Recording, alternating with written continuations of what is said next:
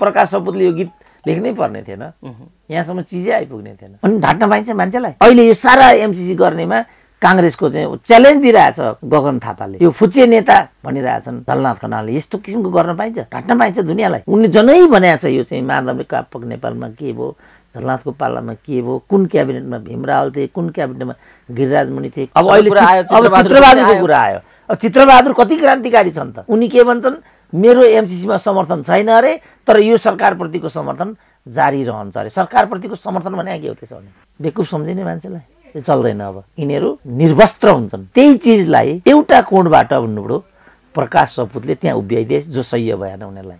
प्रकाश सपुतको बारेमा खासै धेरै आलोचना गर्नुपर्ने, त्यसलाई सिरियस लिनुपर्ने, त्यसमाथि हमला बोल्नुपर्ने त्यस्तो कुनै आवश्यकता छैन भनेर प्रचण्डले भन्ने समाचार आएको छ। कति भनेका हुन् कि होइनन् आधिकारिक त बाँकी छ, तर पनि यस्तो प्रचण्डको प्रतिक्रिया छ भन्ने कुरा बाहिर आएको छ।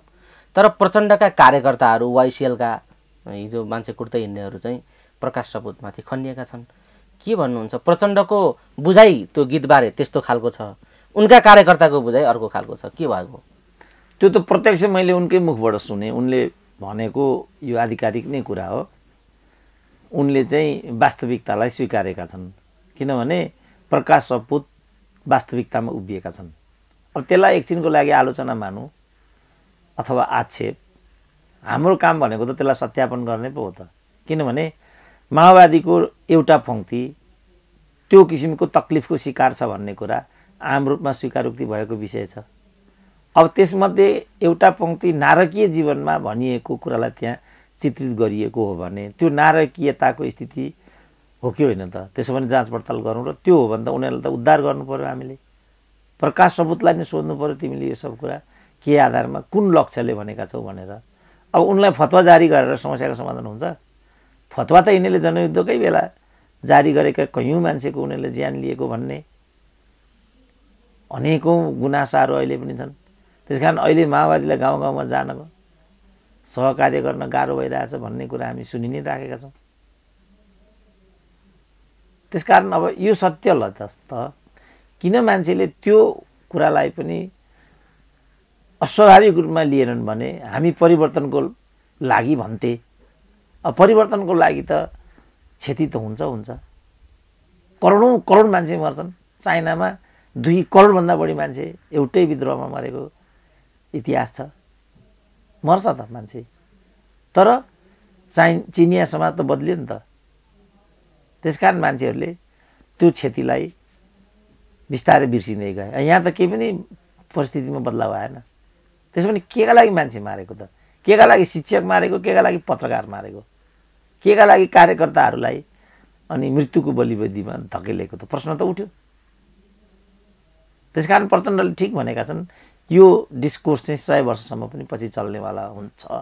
त्यसकारण हामीले अहिले नै आत्तिनुको अर्थ बन्दैन। यो एकदम सही छ र त्यसै कारण मैले विगत समयमा प्रचण्ड डाइनामिक लिडर हुन् भनेको कारणै त्यही हो र उनी डाइनामिक छन्। अहिले पनि म उनलाई आह्वान गर्छु, तिमीभित्रको डाइनामिजमलाई देश र समाजको रूपान्तरणको लागि प्रयोग गर्न प्रचण्ड अहिले पनि मौका छ। यो भनेको बिचौलिया, ठग, ठेकेदार, बेइमान यस्तालाई बोकेर नहिँड न भनेको। यही कारणले तिमीभित्र अझै पनि अलिकति सम्भावना छ र अरूको भन्दा बढी राम्रो सम्भावना छ। त्यसलाई प्रयोग गर न। हाम्रो बनाइयो मानेनन् नि त। प्रचण्डैसँग कयौँ कार्यक्रममा म सँगसँगै घुम जोडेर बसेँ, उनले यो कुरालाई मानेनन् नि। त्यसैको फल आज यस रूपमा आएको छ। नत्र प्रकाश सपुतले यो गीत लेख्नै पर्ने थिएन, यहाँसम्म चिजै आइपुग्ने थिएन। हामीले जे वार्न गरेका थियौँ जो त्यही बिन्दुदेखि चाहिँ यसमा उनीहरूले गम्भीरता अपनाएको भए प्रकाश सपुतले गीत लेखिरहनु पर्थ्यो र भने। डाक्टर साहब, यो प्रचण्ड किन त्यो रूपान्तरण हुन चाहँदैनन्? उनी उम्किनै नसक्ने घेराबन्दीमा छिरिसकेका हुन् भने उनको यो डाइनामिजमको के अर्थ छ? होइनन् भने उनी त्यो डाइनामिजमलाई सदुपयोग गर्ने कुरामा एउटा बौद्धिक तबकाले, तपाईँहरूले, आम कार्यकर्ताले, अहिलेका जनताले, यही गीत भित्रका आएका कमेन्टहरूले पनि भन्छ कि प्रचण्डले सुध्रनु जरुरी छ, तर उनी त्यो चाहँदैनन्। कारण के हो बताउनुहोस् त? कारण के हो भने यिनीहरू बेसिक मान्छे होइनन्। यिनीहरू क्यारियरिस्ट मध्यमवर्गीय हुन्। पद र प्रतिष्ठाको लागि, मोज मस्ती, राम्रो माइलोको लागि, छोरा बुहारी परिवारजनको लागि यो सब गर्ने मानिसहरू हुने यिनीहरू। अब यो कुरा नाङ्गिसक्यो, त्यस कारण उनीहरूमा परिवर्तन आउँदैन। डाइनामिजम छ के को लागि भन्दा आफ्नो लागि, ठगीको लागि, आफ्नो लागि। यति भनौँ न, राजनीतिक रूपमा टिप्पणी गरौँ, आफ्नो लागि। जनता त ठगी हो भन्दैछन् नि त। त्यसो भने ठगी हो भनिरहेछन्। त्यसो भने भोटमा 0 गराइदिनु पर्यो। ठगी हुन् भन्नु मात्रै पर्याप्त हुँदैन। त्यो कमेन्टमा, प्रकाश सपुतको कमेन्टमा चाहिँ लगभग 2 दिनमा 3.5 करोड मान्छेले हेरिसके थियो। त्यहाँ कमेन्ट हेर्दाखेरि लगभग 1 करोड जति कमेन्ट आइसक्यो होला। यो ठगी हो माओवादीको, प्रकाश सपुतले ठिक गरे भनिरहेछन् मान्छेहरू। प्रकाशले गलत गरे त कसैले भन्न सक्दैन, किनभने गलत उनले त्यहाँ उनको आशय गलत होला, तर उनको प्रस्तुति गलत छैन। 10 वर्षको सबैभन्दा राम्रो सिर्जना हो त मैले नै भनेको छु। कसरी केलाउनु भयो डाक्टर साहब? त्यो गीतलाई तपाईँले कसरी लिनुभयो र त्यसो भन्नुभयो? पहिला चाहिँ माओवादी जनयुद्धमा ठगी भएको छ भन्ने मेरो चाहिँ पुरानो रिमार्क हो। त्यसमा त मैले पिएचडी नै गरेँ नि त। यो ठगी हो, यिनीहरू वास्तविक मान्छे होइनन्, धन्दा चलाउँदैछन् भन्ने त मेरो 52 सालको पिएचडीको निष्कर्ष थियो। त्यसपछि माओवादी जनयुद्ध अगाडि आयो, जनमुक्ति सेना गठित भयो। ठाउँ ठाउँबाट उनीहरूले चाहिँ नेपाल सरकारको अस्तित्वलाई विस्थापन गरिदिए। त्यसपछि क्या हो, यो वास्तविक हो कि क्या हो भन्ने हामीमा पनि दुविधा उत्पन्न भयो। तर समयले त्यो कुरालाई सिद्ध गरेन। शान्ति प्रक्रियामा आए। शान्ति प्रक्रियामा आएपछि माओवादी स्पिडबाट काम गर्नु पर्थ्यो नि त। उनीहरूले कहीँ पनि त्यो स्पिड देखा परेन। उही बिचौलिया, उही ठेकेदार, उही ठगी, उही धन्दाबन्दा, उही कमिसन, यस्तो नै देखियो। त्यसपछि चाहिँ त्यस चिजको जगमा अनि जो वास्तविक परिवर्तनको लागि लड्ने माओवादीहरू हुन् तिनीहरू चाहिँ बहिष्कृतमा परे भन्ने भावनालाई त्यो गीतमा चाहिँ उभ्याइएको छ। त्यो सत्य हो। नम्बर 2, त्यसको साङ्गीतिक पक्ष त्यो यति चाहिँ चित्ताकर्षक छ कि त्यसले मथिङ्गल्लै मान्छेको चाहिँ झकझक्याइदिन्छ। त्यसपछि स्वरको कुरा भइहाल्यो। यो सबै कुरालाई चाहिँ संयोजन गर्दाखेरि त्यो एउटा विलक्षण प्रस्तुति हुन पुगेको छ। र कोही मान्छे छैन होला सायद यो सुनेपछि भावुक नहोस्। अनि त्योभन्दा राम्रो सिर्जना के हुनसक्छ त? तर माओवादीलाई पोलो साह्रै, विशेषतः त्यहाँभित्र भएको देह व्यापारसम्मको चित्र जो बिम्बात्मक ढङ्गले त्यहाँ प्रस्तुत गरिएको छ त्यसले माओवादीलाई असाध्यै पोल्यो। यो पोल्नु जायज हो कि होइन भन्ने एउटा प्रश्न छ। किन पोल्नु पर्ने भन्ने अर्को प्रश्न छ। यस्तो हरकत गर्ने, यस्तो पुर्याउने, त्यो स्थितिमा बनाउने क्रान्तिको आदर्शलाई त्यहाँ पुर्याइदिने अनि आफै ठुला कुरा गर्ने माओवादीहरू भन्ने एउटा प्रश्न छ। त्यसो किन गरेको त्यो आदर्शमाथि यस्तो प्रकाश सपुतले भन्ने अर्को प्रश्न छ। यसमा सच्चाइ चाहिँ के हो डाक्टर साहब, के भन्नुहुन्छ? होइन, अब त्यसलाई सत्यापन गरौँ न त। त्यो अवस्था माओवादीको कुनै पङ्क्तिले बेहोर्नु परेको छ कि छैन त? भाइले नै जुन त्यो सन्तको अन्तर्वार्ता लिएको छ त्यो मान्छे किन सन्त भयो त? साधु भयो। किन भएको त साधु? जीवनका सबै कुरा त्यागेर साधु भयो। अब साधु एउटा पङ्क्ति साधु भयो भने अर्को पङ्क्ति चाहिँ नारकीय जीवनमा चाहेर नचाहेर फस्न पुग्यो। अब फसेको छ कि छैन त त्यसलाई सत्यापन गरौँ। प्रकाश सपुतले त भनेको छ मैले चाहिँ दोहोरीमा लामो समय काम गर्दाको अन्तरालमा यस खालको पीडा मैले त्यहाँ अनुभूति गरेँ, त्यसलाई मैले त्यहाँ चित्रित गरेको भनिरहेछ। अब योमा माओवादी सहमत छ कि छैन त? किनभने त्यो नारकीय जीवनको व्यवस्था बेहोर्ने ठुलो पङ्क्ति समाजमा अहिले पनि छ। जब परिवार विस्थापित हुन्छ भने परिवारजनहरू त्यो ठाउँमा पुगिरहेको पनि पाइन्छ। त्यसरी पुगिरहने क्रममा माओवादीकै एउटा पङ्क्ति पुगेको भए पनि त्यो आफैमा अचम्मको कुरा त छैन। जब छैन भने त्यसलाई स्रष्टाले चाहिँ प्रस्तुत गर्न पाउँछ कि पाउँदैन त? त्यसो भने साहित्यको अनुशासनमा जाउँ। साहित्य शास्त्रले के भन्छ त? साहित्य शास्त्रले त एउटा बिम्बात्मक दुःखको, सङ्कटको, अप्ठ्यारो जीवनको चरम सङ्कटलाई बिम्बात्मक रूपमा देखाइएको हो भन्ने कुरालाई त साहित्यले मान्छ नि त, पुष्टि गरिहाल्छ। यो त बिम्बात्मक प्रस्तुति हो मात्रै भन्दा पनि यसको त उत्तर पुग्छ। तर यसमा राजनीति मिसाइदिएपछि यो गन्जागोल भयो। यसमा राजनीतिक आँखाले यसलाई हेरेपछि यो प्रश्नहरू उठेका छन्।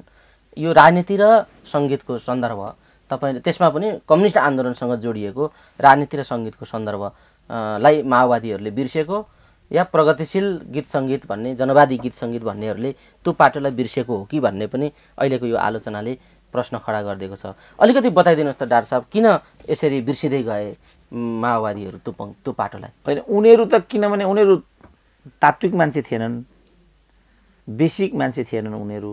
खालि उनीहरूले चाहिँ ब्रान्डको रूपमा मार्क्सवादलाई दुरुपयोग मात्रै गरेका थिए। त्यसपछि उनीहरू हतप्रभ भए। अन्यथा राजालाई समेत अहिले भनिरहेछन् त, मूर्ति चोर भनिरहेछन्, तस्कर भनिरहेछन्। सामन्ती बजिया उतार्छौँ तेरो छाला भन्ने त जनआन्दोलनमा गएकै हो, त्यो त सामान्य गन्धर्वले गएकै हो कि? होइन, त्यो सामान्य भयो। यहाँ त तस्कर भनेको छ, मूर्ति चोर भनेको छ, गाँजा व्यापारी भनेको छैन? भनेका छन्। चरेसको कारोबारी, पहिलो कारोबारी नै ज्ञानेन्द्र हो भनेर भनिरहेछन्, खुल्याम भनिरहेछन् मान्छे। उति गैँडासँग 4 वर्ष भन्ने किताब पाइन्छ मार्केटमा, एकजना कुँवर भन्नेको। त्यहाँ गैँडाको खाक व्यापार गर्नेमा चाहिँ रत्न राज्य र ज्ञानेन्द्र वीर विक्रम शाहदेव भन्ने कुरा त book is available in the market. खोइ त त्यो किताब आगो लगाएको छैन त ज्ञानेन्द्रले, न केही भनेका छन् राजावादीहरूले, खपिरहेछन्। यो माओ कम्युनिस्ट भन्ने चाहिँ के हो, जसलाई केही भन्नु नहुने? के हो यो कम्युनिस्ट भने? आतङ्क हो कम्युनिस्ट भने? केही भन्नु हुँदैन उसलाई चाहिँ। आफू जे पनि गर्दै हिँड्ने, बहुविवाह गर्ने, त्यो रातो काठ के अरे त्यो रक्तचन्दनको कारोबार गर्ने, अनि नेम प्लेट बिनाको चाहिँ नम्बर बिनाको गाडी चढेर हिँड्ने, 8 करोडको चाहिँ कमान्डर भएर घर बनाएर हिँड्ने, भ्रष्टाचारको कुनै मुद्दा नलाग्ने, अनि सारा कुराहरू छन् नि। अनि आफू चाहिँ त्यो गर्दै हिँड्ने। अनि त्यहीसँग जोडिएको एउटा निरीह कार्यकर्ताले चाहिँ मैले खान पाइनँ, लाउन पाइनँ, म चाहिँ नारकीय जीवनमा फस्न बाध्य भएँ भनेर कसैले भनिदिएको, त्यो पनि माओवादीले भने हो र बिचरा, लडाकुले त भने होइन नि, यो बिम्ब न बनाएको हो। अनि त्यो चाहिँ गर्नै नपाउने कसैले चाहिँ फेरि टोटल उनीहरूले चाहिँ आन्दोलनमाथि भएको जुन घात छ त्यसमा चाहिँ पुनरावलोकन गर्नुपर्छ। टोटल होइन भने हात उठाउनुपर्छ हामीबाट, जानेर नजानेर भुल भयो। ठुल्ठुलो कुराहरू पाइँदैन। अब यही एमसिसीकै कुरा भनौँ न, कत्रो कत्रो कुरा भन्थे त उनीहरू, कहाँ गयो त अहिले त्यो आवाज?